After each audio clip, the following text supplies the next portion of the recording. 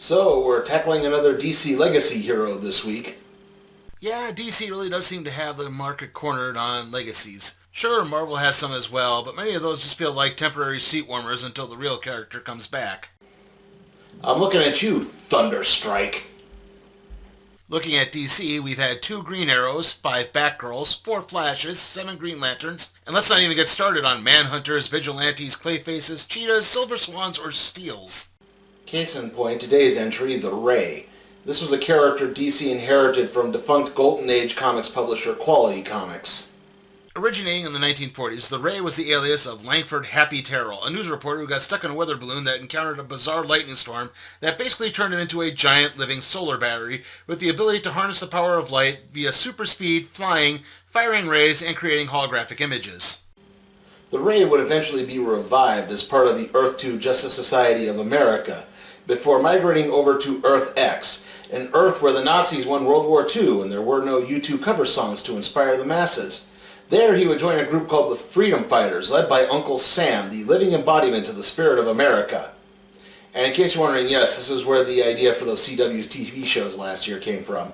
With the Crisis on Infinite Earth storyline merging all of DC's parallel Earths into one timeline, the Freedom Fighters would become another World War II super team. It would also be revealed that the Ray was really in communication with some type of light deity, and that's where his powers originated from. Not too long afterwards, readers are introduced to Happy Terrell's son, Ray. Ray inherited his father's abilities. In fear of his son not being able to control those abilities, coupled with the fact that his wife Nadine had died in childbirth, led Happy to strike a deal with his brother Thomas to raise Ray with strict orders to keep the boy out of the sunlight, which would fuel his powers.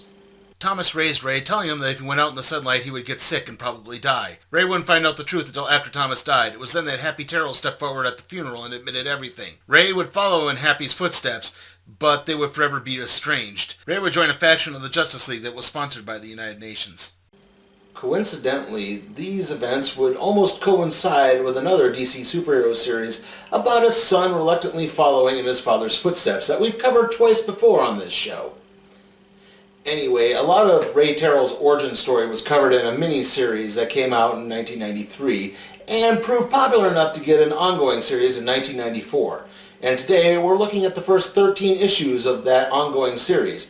This is issues 1 through 12, plus a special Zero issue that came out in between issues 5 and 6. This is The Ray.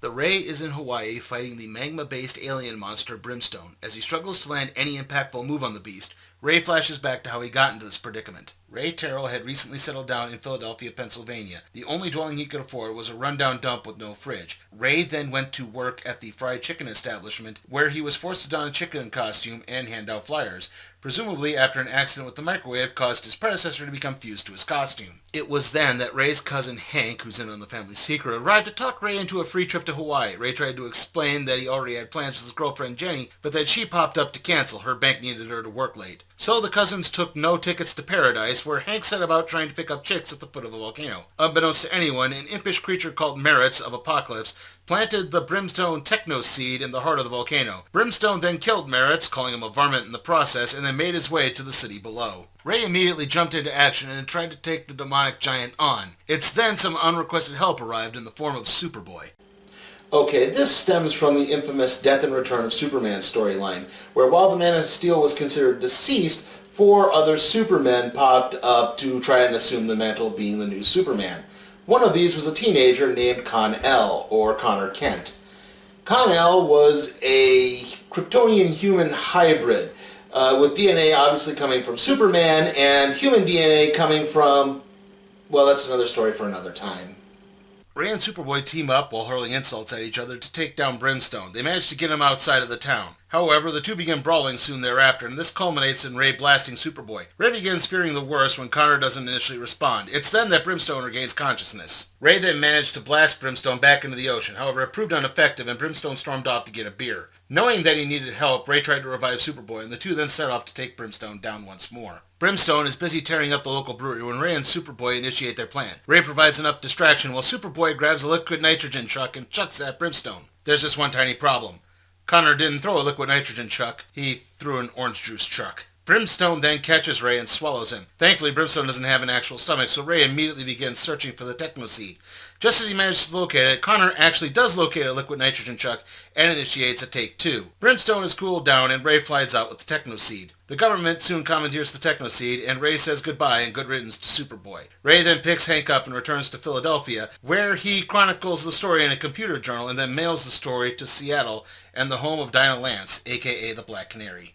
Dinah Lance, aka the Black Canary, is a teammate of Ray's from the Justice League Task Force. That's the United Nations-sponsored Justice League team I mentioned earlier. Anyway, he also is harboring a not-so-secret crush on her.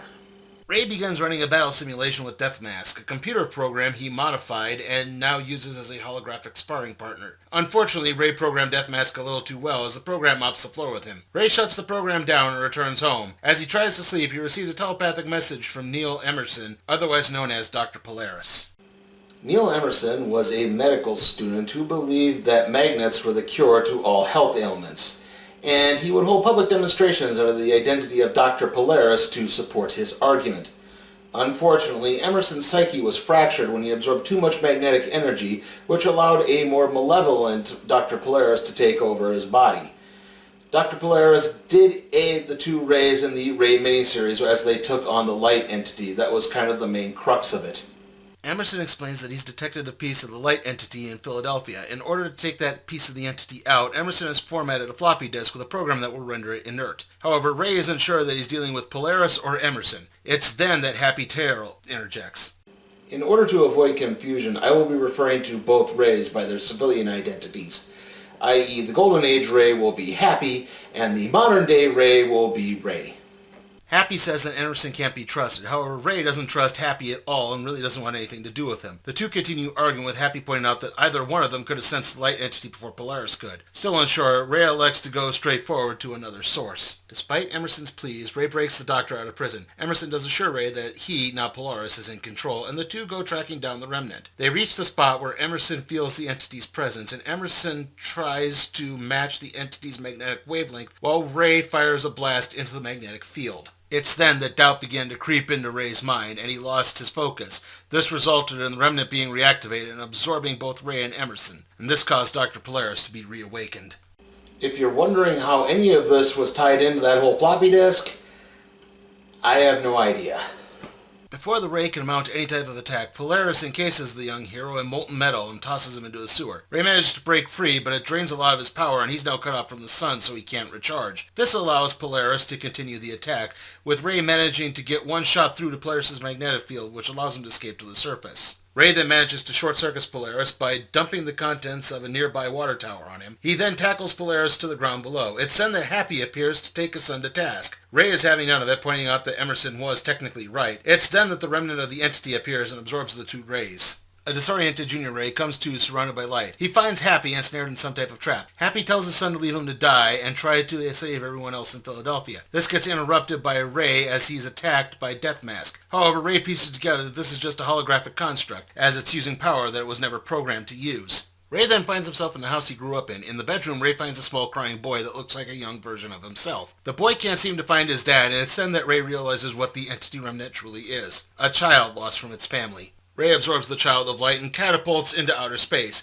He then launches the child into the sun, which results in the young entity being sent out across the galaxy. Ray returns to Earth only to get jumped by Happy, who says his son has gone too far. Happy failed to take into account that Ray's contact with the child of light has supercharged his powers, and Ray begins tossing his father around Philadelphia. The contact has also left Ray a little tipsy, as he's always cracking jokes. Eventually, the two wind up in Pakistan, where Happy traps Ray in a holographic construct of a grain silo. Happy explains that Ray needs to respect his surroundings by taking him to Chernobyl. A sobered-up Ray retaliates with the fact that Happy forsook his responsibility as a father, and he doesn't get to restart it now. Happy then blasts Ray with a device meant to siphon off his powers. Ray then comes to on a park bench. It appears his powers are really gone, but Ray isn't too upset, as now he gets to live a normal life. He goes to the fried chicken stand and has a great day. That is, until the place gets held up. When he tries to intervene, the criminal turns his shotgun on Ray. It's then that Ray realizes that this is really another construct. Ray takes off back to his apartment, where Happy admits to this being a test. Irate, Ray blasts his father, and he then tosses Happy around, all the while blasting him for his negligence. The two then go off into space where Ray powers work, but Happy's actually don't. Ray then goes back into the atmosphere and begins administering CPR on the unconscious Happy. Ray manages to revive his father, but Happy is entirely grateful. He explains that he took no pride in giving Ray up, but Nadine, his wife, had just died, and Happy wanted Ray to have a good, safe life, the type of life Happy just wasn't able to provide. Eventually, both Terrells break down, and the two return to Ray's apartment, promising to try to be friends. Sometime later, Ray hits on the idea of inviting Happy to a Phillies game, apparently forgetting that the 1994 baseball season has been canceled due to the players' strike. He tracks Happy down to a country cottage in Montana, and Ray knocks on the door where he's greeted by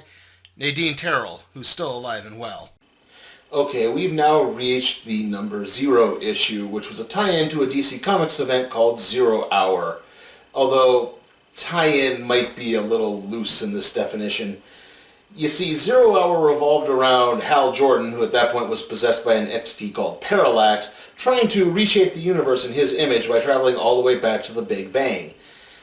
And, well, the story does include some time travel elements, but other than that, it doesn't really contain anything else from 0 Hour. Although this isn't nearly as bad as the infamous Red Sky crossovers that the Crisis on Infinite Earths event had.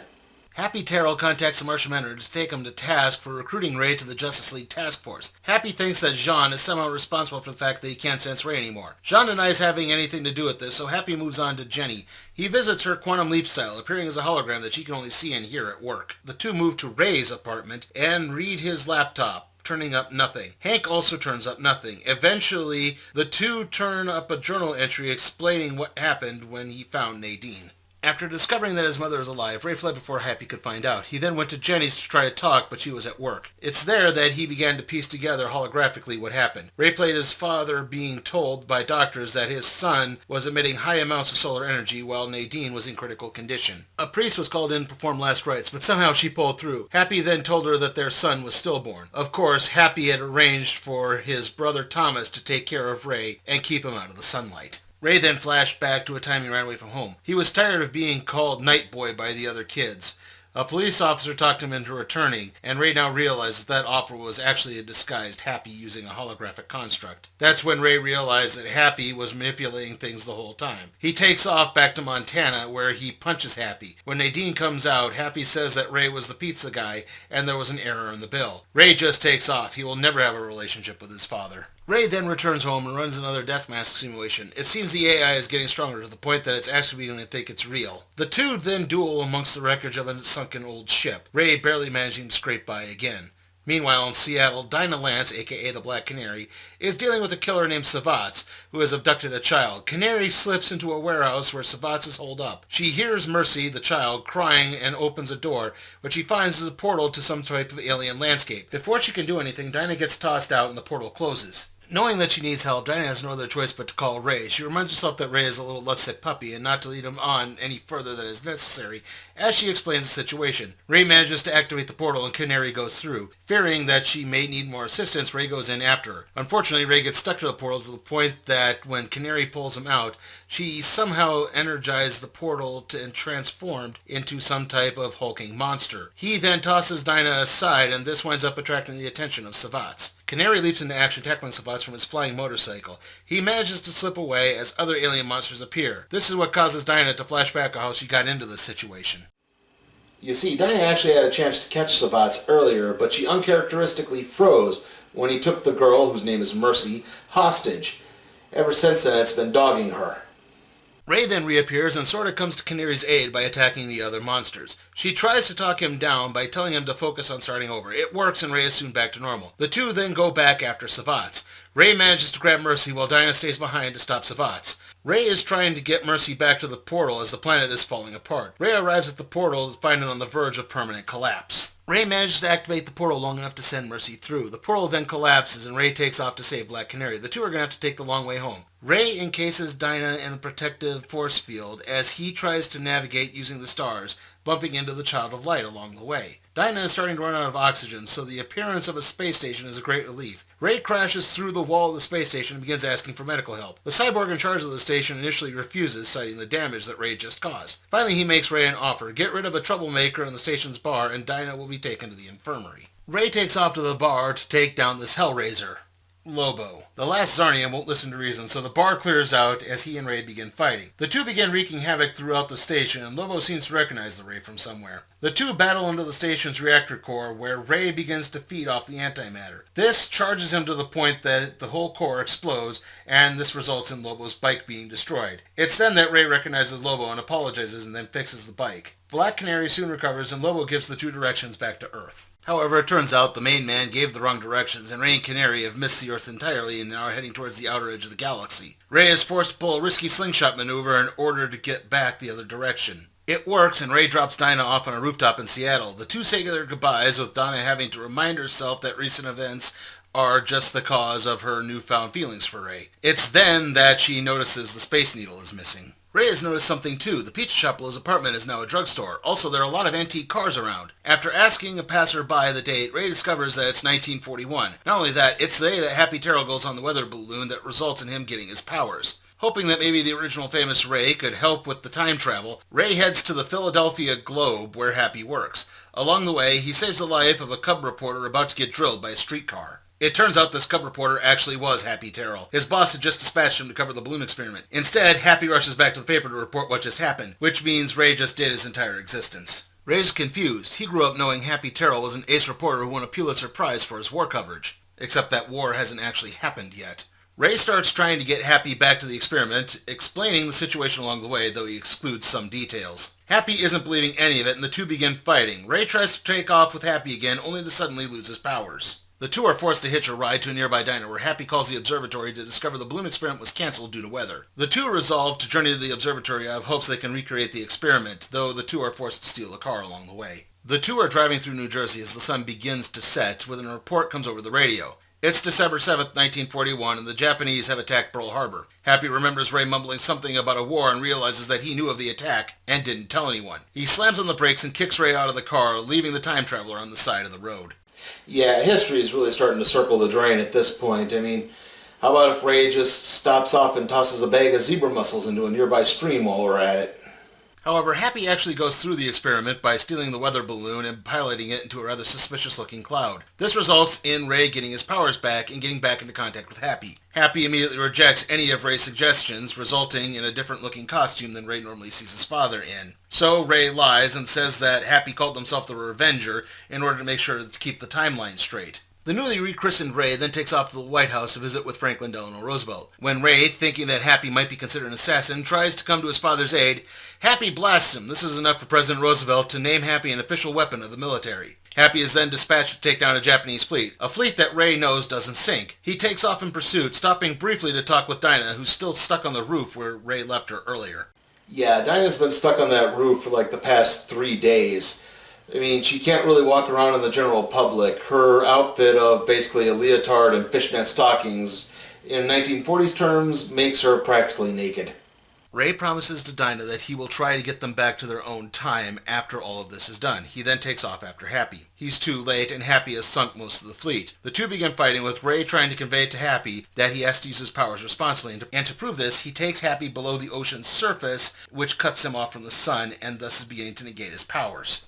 Happy calms down enough to point out that this isn't history to him, it's his present. Ray is the one who's mucking everything up, and he should just go home. Ray decides to heed Happy's advice and returns to Dinah, who points out for all they know the Japanese just covered up the sinking out of embarrassment. With that, the two try to get home, with Ray trying to reverse the slingshot process. It doesn't work, and the two find themselves in the far-off distant year of 2016. It's then that they encounter a TV news reporter joined by a camera drone. The public think Ray and Dinah are suicide jumpers. A police officer recognizes Ray and gives him a set of novelty glasses. She knows who Ray is and where he's from. She pretends to take them into custody as a cover to get the two out of town. She introduces herself as Galen and gives Ray two things: the physical calculations to get back to 1995 and a big smooch, which rankles Dinah's ire. Meanwhile, the Happy Terrell of 1995 checks in on Ray to try to patch things up. All he finds is the body of a thief and an activated death mask. The two begin fighting throughout the streets of Philadelphia. Back with Ray and Dinah, they find themselves back in 1995 Seattle. The two have only been missing an hour, but the new lifetime of experiences and partial jealousy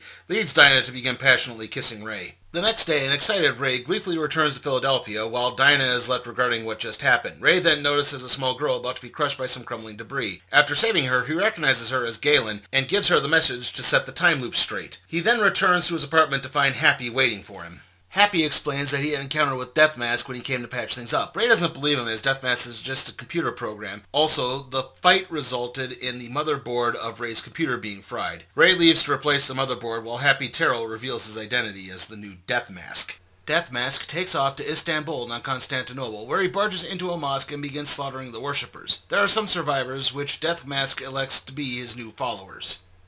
As Ray is waiting in the long line at the electronics store trying to replace his motherboard, it dawns on him that he just cheated on his girlfriend. He begins picturing what could possibly result from Jenny finding out what he did. However, he fails to realize that he's being watched. Ray returns home and replaces the motherboard when someone in a techno-armored suit named Mystek crashes through his window. Mystek knows who Ray is and is looking for a fight. Ray tries to throw the invader off his scent by not using his powers and playing normal. However, Happy shows up, which brings Mystek back. Ray tries to reason with Mystek, who explains that someone tried to steal the discovery that was made by Mystek's father. This allows Ray to distract the invader with a holographic construct and get away. Ray then returns home to a phone call from Black Canary, and the two admit they just made a horrible mistake. Ray then leaves to patch things up with Jenny. Meanwhile, Deathmask returns to Istanbul, not Constantinople, to address his followers. He tells them the time is ripe and to prepare the invasion force. They'll begin with Philadelphia.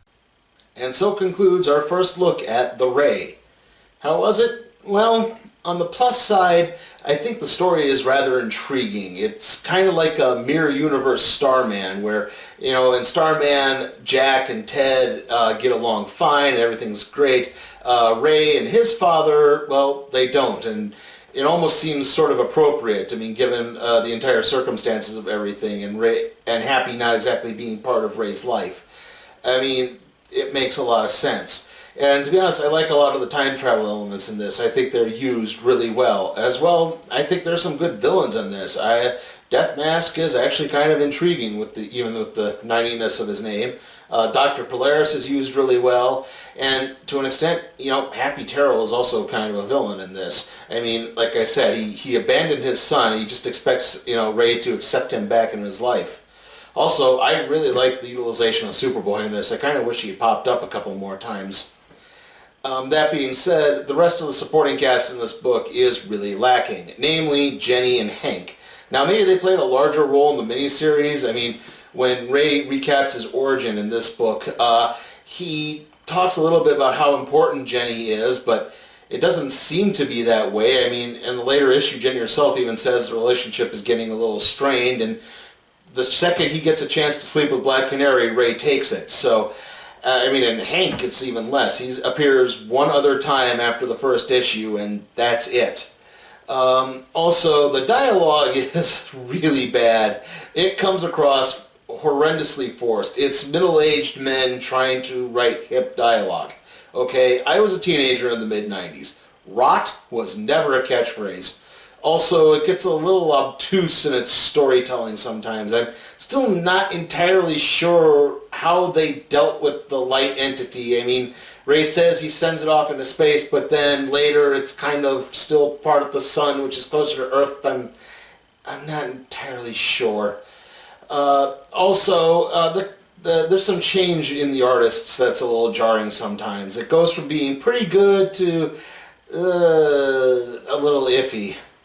And because of that, I have to give The Ray a C. And with that, let's see what we're doing next time on the Random Trade Review.